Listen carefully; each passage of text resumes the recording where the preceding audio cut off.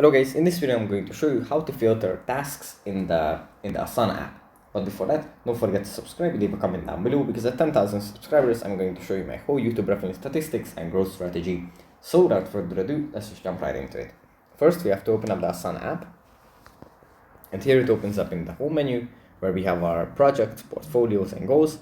From here we just have to go into a project.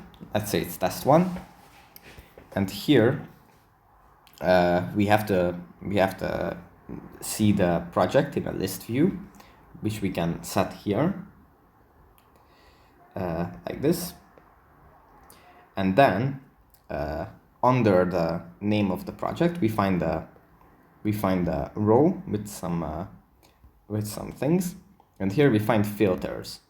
If we tap on filters, we can either set up a filter for assignees.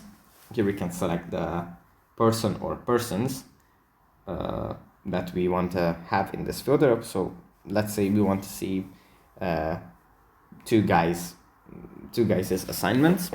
Then we can just tap on done, or we can filter it by due date to see what is due tomorrow, due next week, due next month. And yeah, that's pretty much it for this video. Hope it was helpful for you guys, and I'll see you in the next one. Bye.